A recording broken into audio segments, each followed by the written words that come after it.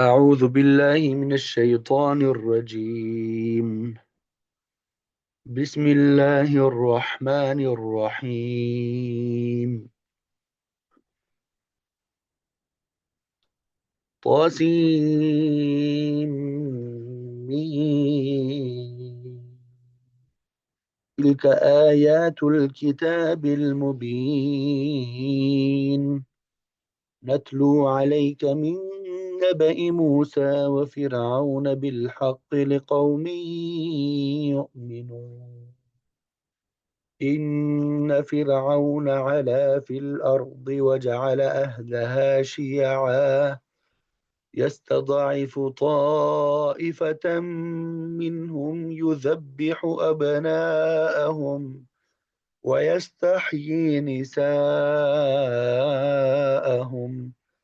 إنه كان من المفسدين. ونريد أن نمن على الذين استضعفوا في الأرض ونجعلهم أئمة ونجعلهم الوارثين ونمكن لهم في الأرض ونري فرعون وهامان وجنودهما منهم ما كانوا يحذرون. وأوحينا إلى أم موسى أن أرضعيه فإذا خفت عليه فألقيه في اليم ولا تخافي ولا تحزني إنا رادوه إليك وجاعلوه من المرسلين. فالتقطه آل فرعون ليكون لهم عدوا وحزنا إن فرعون وهامان وجنودهما كانوا خاطئين. وقالت امرأة فرعون قرة عين لي ولك لا تقتلوه عسى أن ينفعنا أو نتخذه ولدا وهم لا يشعرون. وأصبح فؤاد أم موسى فارغا إن كادت لتبدي به لولا أن ربطنا على قلبها لتكون من المؤمنين. صدق الله العظيم.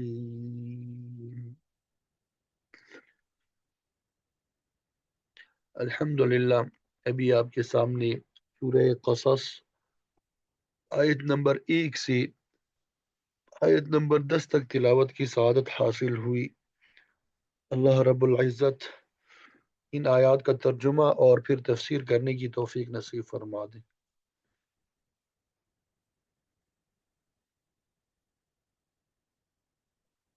قاسم میم، یہ آپ کو معلوم ہے حروف مقطعات میں سے ہے۔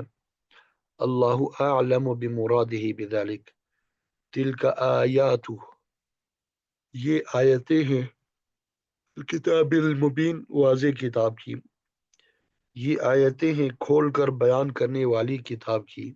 نتلو، ہم پڑھتے ہیں، علیہ کا آپ پر، یا ہم سناتے ہیں آپ کو، من نبأ موسیٰ، موسیٰ کی خبر سے۔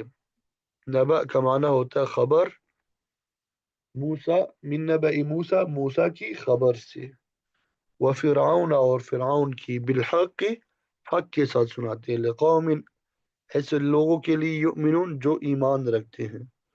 ان فرعون، بے شک فرعون نے، علا، سرکشی کی، فی الارض، زمین میں، وجعل، اور اس نے بنا دیا، اہلہا، اس کے رہنے والوں کو، شیعاً، کئی گروہ، یستضعف، وہ بہت کمزور کر رہا تھا، طائفتاً، ایک گروہ کو، منہم، ان میں سے، یذبح، وہ ذبح کرتا ہے، وہ ذبح کرتا تھا ابناءہم ان کے بیٹوں کو، ویستحیی اور زندہ رہنے دیتا تھا نساءہم ان کی عورتوں کو، انہو کانا بلا شبہ وہ تھا من المفسدین فساد کرنے والوں میں سے، ونرید اور ہم چاہتے تھے ان نمنا کہ ہم احسان کرے علی الذین ان پر جو استضعفوا سب کمزور کر دیے گئے تھے، استضعفوا سب کمزور کر دیے گئے تھے، فی الارض زمین میں، ونجعلہم اور ہم بنائے انہیں ائمتاً امام، ونجعلہم اور ہم بنائے انہیں الوارثین وارث، ونمکن اور ہم اقتدار دے لہم ان کو فی الارض زمین میں، ونری اور ہم دکھائیں فرعون کو، وہامان اور حامان کو، وجنودہما اور ان دونوں کے لشکروں کو، منہم ان سے، ما کانوا یحذرون جس سے وہ سب ڈرتے تھے، وَأَوْحَيْنَا اور ہم نے وحی بھیجی الی ام موسیٰ موسیٰ علیہ السلام کی ماں کی طرف، ان ارضعیہ یہ کہ وہ دودھ پلا دے اسے، تو دودھ پلا دے اسے، فیضا پھر جب خفتی تو ڈرے علیہ اس پر، فالقیہ تو ڈال دے اسے فی الیم دریا میں، ولا تخافی اور نہ ڈر تو، ولا تحزنی اور نہ تو غم کر، انا رادوہ بے شک ہم لٹانے والے ہیں اسے الیک تیری طرف، وجاعلوہ اور بنانے والے ہیں اسے من المرسلین بھیجے ہوئے میں سے، یعنی رسولوں میں سے، فالتقطہ تو اٹھا لیا اسے آل فرعون فرعون کے گھر والوں نے، لیکون لہم عدوا تاکہ وہ ہو ان کے لیے عدوا دشمن، وحزنا اور غم کا باعث، ان فرعون و حامان بے شک فرعون اور حامان، وجنودہما اور ان دونوں کے لشکر، کانوا خاطئین سب خطا کرنے والے تھے، وقالت امرأۃ اور فرعون کی بیوی نے کہا، وقالت امرأۃ فرعون اور فرعون کی بیوی نے کہا، قرۃ عین لی ولک یہ تو آنکھ کی ٹھنڈک ہے میرے لیے اور تیرے لیے، یہ تو آنکھ کی ٹھنڈک ہے میرے لیے اور تیرے لیے، لا تقتلوہ اب اسے قتل نہ کیجیے، لا تقتلوہ اب اسے قتل نہ کیجیے، عسا امید ہے ینفعنا کہ وہ ہمیں نفع دے، او نتخذہ یا ہم بنا لیں اسے ولدا بیٹا، وہم لا یشعرون اس حال میں کہ وہ اس بات کا شعور نہیں رکھتے تھے، وَأَصْبَحَ اور ہو گیا فؤاد ام موسیٰ موسیٰ علیہ السلام کی ماں کا دل فارغا خالی، ان کادت یقیناً کادت قریب تھی، لتبدی کہ وہ ظاہر کر دیتی بھی اس کو، لولا ان ربطنا اگر ربطنا ہم نہ نے گرہ نہ باندھی ہوتی، اگر ہم نے گرہ نہ باندھی ہوتی علی قلبہا اس کے دل پر تو وہ یہ کام کر دیتی، لتکون من المؤمنین تاکہ وہ ہو جائے ایمان لانے والوں میں سے، تاکہ وہ ہو جائے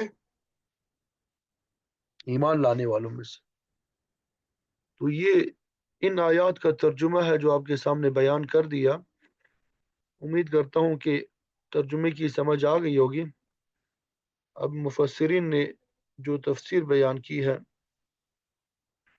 وہ آپ کے سامنے ذکر کر دیتے ہیں،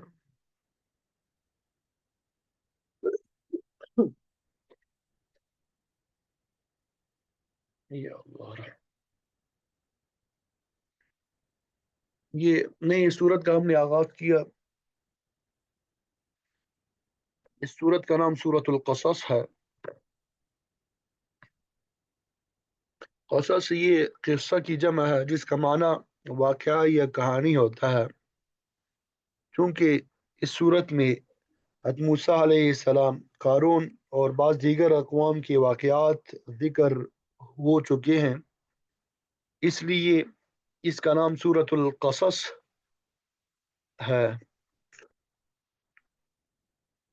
حضرت موسیٰ علیہ السلام کے تفصیلی واقعات کی نسبت سے اس سورت کا دوسرا نام سورہ موسیٰ بھی بیان کیا جاتا ہے، لیکن زیادہ مشہور نام سورۃ القصص ہے، سورہ شعراء اور سورہ نمل کی طرح یہ سورت بھی مکی زندگی کے آخری حصے میں نازل ہوئی، اس کی بعض آیات دوران ہجرت رفع کے مقام پہ نازل ہوئی، جن میں آپ کو تسلی دی گئی ہے۔ اس سے بھی معلوم ہوتا ہے کہ یہ صورت ہجرت سے پہلے مکی زندگی کے آخری دور میں نازل ہوئی۔ اس صورت مبارکہ کی 88 آیات، 9 رکوع ہے، اور یہ 1454 کلمات پر مشتمل ہے۔ حضرت موسیٰ علیہ السلام کی واقعات مختلف صورتوں میں مختلف پہلوؤں سے بیان کیے گئے ہیں۔ سورہ کہف میں حضرت موسیٰ اور خضر علیہ السلام کے سفر کا واقعہ بیان ہوا۔ پھر سورہ طٰہٰ میں اللہ تعالیٰ نے موسیٰ علیہ السلام کے برگزیدگی کا خاص طور پہ ذکر فرمایا کہ میں نے تمہیں پسند کیا، رسالت کے لیے منتخب کر لیا۔ سورہ شعراء میں موسیٰ علیہ السلام کا تبلیغی پہلو نمایاں کیا گیا کہ انہوں نے اللہ کا پیغام کس طرح فرعون اور قوم فرعون کو پہنچایا۔ اب اس صورت مبارکہ میں زیادہ تر پیدائش سے لے کے بچپن کے حالات اور آپ کی تربیت کا ذکر ہے۔ دیگر مکی صورتوں کی طرح اس مبارک صورت میں بھی بنیادی عقائد کا ذکر ہے۔ توحید کے عقلی، نقلی اور مشاہداتی دلائل پیش کیے گئے ہیں۔ رسالت کا ذکر بھی آ گیا ہے، خاص طور پہ معاد کا تذکرہ ہے۔ مکی زندگی کا آخری زمانہ مسلمانوں کے لیے بڑے مصائب اور آلام کا زمانہ تھا۔ ہجرت کا حکم نازل ہونے والا تھا، مسلمان قریش مکہ کے مظالم کا شکار بنے ہوئے تھے۔ ویسے موقع پہ اللہ تعالیٰ نے موسیٰ علیہ السلام اور فرعون کا واقعہ بیان کر کے اہل ایمان کو تسلی دی ہے کہ آپ دل برداشتہ نہ ہو۔ یہ تکالیف صرف آپ ہی کو نہیں پہنچی، بلکہ آپ سے پہلے دیگر انبیاء علیہ السلام اور ان کے پیروکار بھی اسی قسم کے مصائب کا شکار ہوتے رہے۔ مفسرین فرماتے ہیں اس صورت میں آپ صلی اللہ علیہ وسلم کی کامیابی اور روشن مستقبل کا اشارہ بھی پایا جاتا ہے۔ جس طرح اللہ تعالیٰ نے موسیٰ علیہ السلام کے متکبر، مغرور اور ڈکٹیٹر دشمن کو ذلیل اور خوار کیا، اسی طرح آپ کے دشمن بھی ناکام ہوں گے اور کامیابی آپ ہی کے حصے میں آئے گی۔ اس صورت مبارکہ کی ابتدا بھی حروف مقطعات قاسین میم سے ہوئی ہے۔ بعض فرماتے ہیں کہ یہ حروف اس صورت کا نام ہے، بعض فرماتے ہیں کہ ان میں سے ہر حرف کا اشارہ اللہ تعالیٰ کے کسی اسم پاک کی طرف ہے۔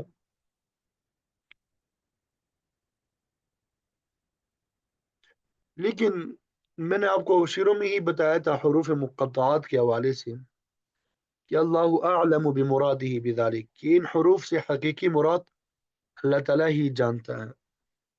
جو بھی اللہ کی مراد ہے ہمارا اس پہ ایمان ہے، ہم اس کی تصدیق کرتے ہیں، وہ برحق ہے۔ تلک آیات الکتاب المبین، یہ کھول کر بیان کرنے والی کتاب کی آیتیں ہیں۔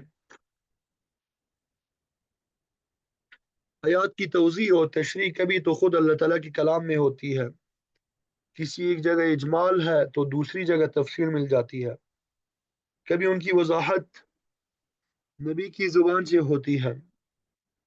اگر کوئی معاملہ پھر بھی واضح نہ ہو تو اللہ تعالیٰ ایسے معاملات کی وضاحت امت کے اہل علم کے ذریعے کرا دیتا ہے۔ امت میں سے قرآن کو سب سے زیادہ جاننے والے صحابہ ہیں،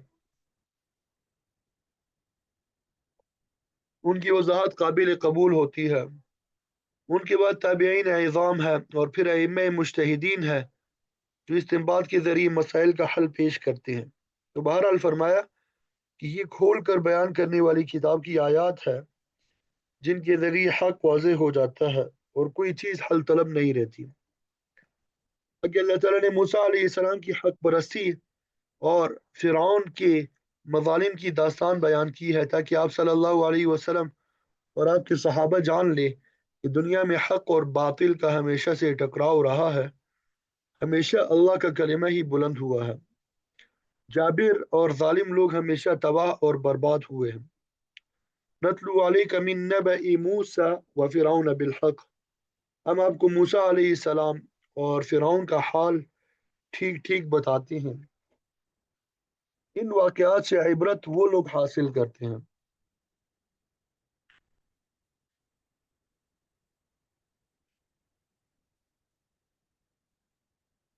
لقوم یؤمنون، جو اللہ، اس کے رسولوں، اس کی کتابوں، اس کے ملائکہ اور معاد پہ ایمان رکھتے ہیں، وہ جان لیں گے کہ تمام تر مصائب اور آلام کے باوجود آخری کامیابی اور فتح انہی کی ہوگی۔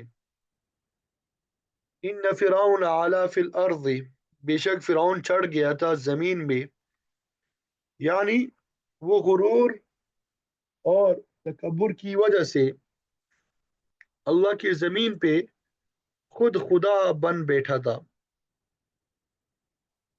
وجعل اہلہا شیعا، اور اس نے اہل زمین یعنی اپنی رعایا کو دو گروہوں میں تقسیم کر دیا تھا۔ اس نے اپنی قبطی قوم کو تو ہر طرح کی مراعات دے رکھی تھی، مگر اسرائیلی قوم کے متعلق فرمایا یستضعف طائفة منہم، کہ اس گروہ کو کمزور بنا رکھا تھا، اس پہ ظلم اور ستم ڈھاتا تھا، ان سے بیگار لی جاتی تھی اور نہایت اہانت آمیز سلوک کیا جاتا تھا۔ اور ان کے ظلم اور ستم کا ایک نمونہ یہ بھی تھا یذبح ابناءہم، کہ وہ اسرائیلیوں کے بچوں کو ذبح کر ڈالتا تھا، بیٹوں کو ذبح کرتا تھا۔ وَيَسْتَحْيِي نِسَاءَهُمْ، اور ان کی بچیوں کو زندہ رہنے دیتا تھا تاکہ انہیں لونڈیاں بنا کے ان سے خدمت لی جا سکے۔ مفسرین بچوں کے قتل کی وجہ یہ بیان کرتے ہیں کہ فرعون نے خواب دیکھا تھا کہ ایک آگ شام اور فلسطین کی طرف سے آئی ہے جو مصریوں کے گھر کو جلا رہی ہے۔ اس نے کاہنوں اور ساحروں سے اس خواب کی تعبیر پوچھی تو انہوں نے بتایا کہ تمہارے ملک کے زوال کا باعث وہ بچہ ہوگا جس کا تعلق شام اور فلسطین سے ہوگا۔ ظاہر ہے کہ یہ دونوں شام اور فلسطین سے تعلق جو تھا وہ اسرائیلیوں کا تھا، جو حضرت یوسف علیہ السلام کے زمانے میں مصر میں آئے تھے اور پھر یہی رہ گئے تھے۔ اس وقت وہ گنتی کے افراد تھے، مگر اب ان کی تعداد لاکھوں تک پہنچ گئی تھی۔ چنانچہ اپنی سلطنت کو زوال سے بچانے کے لیے فرعون نے یہ تدبیر اختیار کی کہ اسرائیلی گھر میں پیدا ہونے والے ہر بچے کو اس کے والدین کے سامنے ذبح کرواتا۔ مفسرین بیان فرماتے ہیں کہ اس طرح فرعون نے کم و بیش 90,000 نوزائیدہ بچے قتل کرا دیے، جو کہ پوری انسانیت کے لیے بہت بڑا ظلم تھا۔ انہ کان من المفسدین، بے شک وہ فرعون فساد کرنے والوں میں سے تھا۔ فساد کا معنی خرابی ہوتا ہے، مطلب یہ کہ فرعون ظلم اور ستم کرنے میں ذرا بھی شرم محسوس نہیں کرتا تھا، وہ کمزور طبقے کو ظلم کا تختہ مشق بنائے رکھتا تھا۔ اس آیت کریمہ میں اللہ تعالیٰ نے دو طبقات کا ذکر فرمایا ہے، جن میں سے ایک مراعات یافتہ اور دوسرا بےکس اور مظلوم تھا۔ یہ طبقاتی کشمکش آج بھی دنیا میں پائی جاتی ہے، ایک طبقے کو اس کے حق سے زیادہ دینا اور دوسرے کو اس کے حق سے بھی محروم کر دینا فرعونی پالیسی کا حصہ ہے۔ جب انگریز بر صغیر پہ قابو ہو گیا تو اس نے بھی ان لوگوں کو دو طبقات میں تقسیم کر دیا تھا۔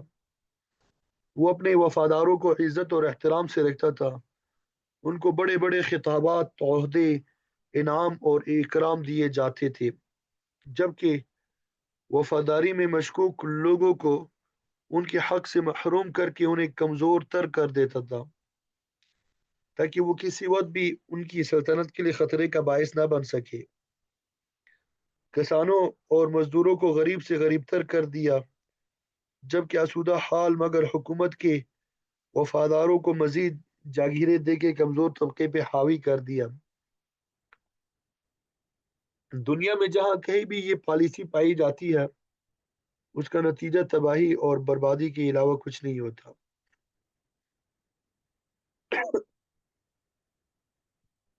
فرعون کی پالیسی یہ تھی کہ اسرائیلیوں کو کمزور سے کمزور تر بنا دیا جائے، مگر اللہ تعالیٰ کو کچھ اور ہی منظور تھا۔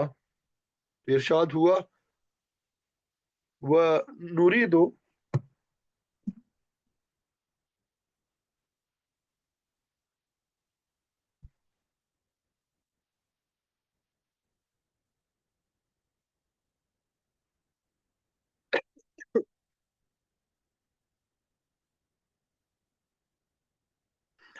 وَنُرِيدُ أَن نَمُنَّ عَلَى الَّذِينَ اسْتُضْعِفُوا فِي الْأَرْضِ، ہمارا ارادہ یہ تھا کہ ہم احسان کریں ان لوگوں پر جن کو زمین میں کمزور خیال کیا جاتا تھا۔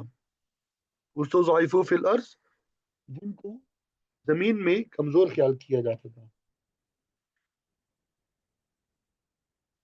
اللہ کی منشا یہ تھی کہ وہ اسرائیلیوں کو ذلت کی زندگی سے نکال کے عزت کی کرسی پہ بٹھائے۔ تو فرمایا ہمارا پروگرام یہ بھی تھا وَنَجْعَلَهُمْ أَئِمَّةً وَنَجْعَلَهُمُ الْوَارِثِينَ، کہ ہم احسان کریں وَنَجْعَلَهُمْ أَئِمَّةً، کہ ہم ان کمزوروں کو غلامی سے نکال کے سردار بنا دیں، ائمہ بنا دیں۔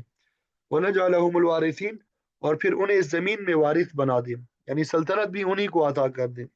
چنانچہ تاریخ گواہ ہے کہ اللہ تعالیٰ نے اسرائیلیوں کو پہلے شام اور فلسطین کا وارث بنایا، اور پھر مصر کی سلطنت بھی عطا کی۔ اللہ تعالیٰ نے ان کمزوروں کو بلندی تو عطا کی، مگر بڑی آزمائشوں کے بعد سورہ اعراف اور سورہ یونس میں اللہ تعالیٰ نے ان آزمائشوں کا ذکر بھی فرمایا۔ سورہ اعراف میں موجود ہے کہ فرعون کے ظلم سے تنگ آئے ہوئے اسرائیلیوں نے موسیٰ علیہ السلام سے شکایت کی کہ آپ کی مدین سے واپسی سے قبل بھی ہم ظلم اور ستم کا شکار ہوتے رہے ہیں، اور آپ کے آنے کے بعد بھی ہماری تکالیف میں کوئی فرق نہیں پڑا۔ آپ نے ان کو تسلی دیتے ہوئے فرمایا کہ تمہارا پروردگار ان قریب تمہارے دشمن کو ہلاک کر کے زمین کی خلافت تمہیں عطا کرے گا، لہذا فی الحال تمہیں اللہ کی استعانت چاہو، صبر سے کام لو۔ ان الارض للہ، بے شک زمین جو ہے اللہ کی ہے، یورثها من یشاء من عبادہ، وہ اپنے بندوں میں سے جسے چاہتا ہے اس کا وارث بناتا ہے۔ والعاقبۃ للمتقین، اور بہترین انجام متقیوں کا ہی ہوگا۔ اللہ تعالیٰ نے فرمایا ہمارا منشا یہ تھا وَنُمَكِّنَ لَهُمْ فِي الْأَرْضِ، کہ ہم ان کمزوروں کو ہی زمین میں پختہ کر دیں، مغروروں کو ہٹا کر ایمان والوں کے قدم جما دیں، اور انہیں شام اور فلسطین اور مصر کی سلطنت عطا کر دیں۔ اللہ تعالیٰ نے عام ایمانداروں سے بھی یہی وعدہ کر رکھا ہے کہ انہیں زمین میں خلافت عطا کرے گا، جیسے پہلے لوگوں کو عطا کی۔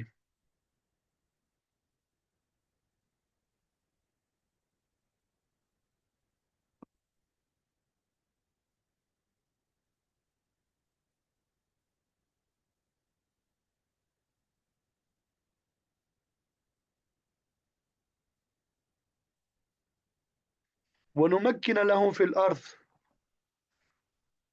ہم ان کمزوروں کو ہی زمین میں پختہ کر دیں، مغروروں کو ہٹا کے ایمان والوں کے قدم جما دیں، اور انہیں شام اور فلسطین اور مصر کی سلطنت عطا کریں۔ اللہ تعالیٰ نے عام ایمانداروں سے بھی یہی وعدہ کر رکھا ہے کہ انہیں زمین میں خلافت عطا کرے گا، جیسے پہلے لوگوں کو عطا کی، جیسے پہلے لوگوں کو عطا کی۔ وَلَيُمَكِّنَنَّ لَهُمْ دِينَهُمُ الَّذِي ارْتَضَىٰ لَهُمْ، اور جس دین کو ان کے لیے پسند فرمایا ہے اس دین کو ان کے لیے مستحکم کر دے گا، وہی کامیاب ہوں گے۔ کسی بھی مشن کو استحکام اس وقت حاصل ہوتا ہے جب قوم کا ہر فرد، ہر شہر اور ہر بستی کا ایک ایک باشندہ اس مشن سے واقف ہو۔ اگر کسی مشن کا بعض کو پتہ ہو، بعض کو علم ہی نہ ہو، تو اس میں استحکام اور پختگی کیسے آئے گی؟ اسلام بھی دنیا میں اسی لیے پختہ نہیں ہے کہ صرف 2% لوگ اس سے واقف ہے، باقیوں کو اسلام کے بارے میں علم ہی نہیں ہے۔ جب تک اسلام کا پیغام 100% لوگوں تک نہیں پہنچتا، اس کے خاطر خواہ نتائج نہیں ملیں گے۔ اس کام کے لیے وسیع پیمانے پہ تشہیر کی ضرورت ہے، تبلیغ کی ضرورت ہے، جگہ جگہ دین کی تعلیمات کو عام کرنے کی ضرورت ہے۔ اللہ تعالیٰ نے فرمایا کہ ہم کمزوروں کے قدم زمین میں مستحکم کرنا چاہتے ہیں۔ وَنُرِيَ فِرْعَوْنَ وَهَامَانَ وَجُنُودَهُمَا مِنْهُمْ مَا كَانُوا يَحْذَرُونَ، اور ہم یہ بھی چاہتے ہیں کہ فرعون، حامان اور ان کے لشکروں کو وہ چیز دکھا دے جس سے وہ ڈرتے تھے۔ ظاہر ہے کہ فرعونیوں کو اپنی سلطنت کے زوال کا خطرہ تھا، اسی سے بچنے کے لیے انہوں نے 90,000 نوزائیدہ بچے قتل کروا دیے، مگر اللہ نے فرمایا کہ جس چیز سے وہ ڈرتے تھے ہم وہی کچھ کر کے دکھائیں گے، یعنی ان کی سلطنت کو زوال آ کے رہے گا، ان کی سلطنت کو کیا رہے گا؟ زوال آ کے رہے گا، اور آئے گا بھی اس قوم کے ایک فرد کے ذریعے جس کو انہوں نے غلام بنا رکھا تھا اور ان پر طرح طرح کے ظلم ڈھاتے تھے۔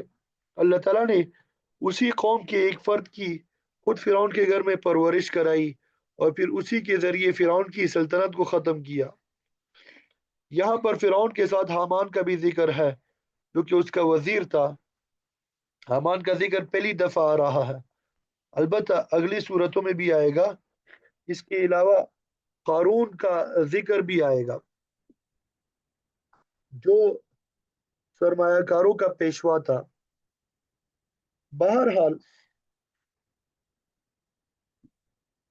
اللہ تعالیٰ نے ان تمام طاغوتی طاقتوں کے مقابلے میں دین حق کی کامیابی کی پیشن گوئی فرما دی۔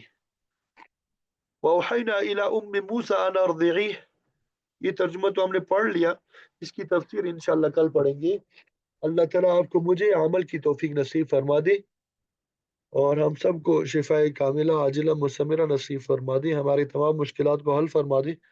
وآخر دعوانا ان الحمد للہ رب العالمین۔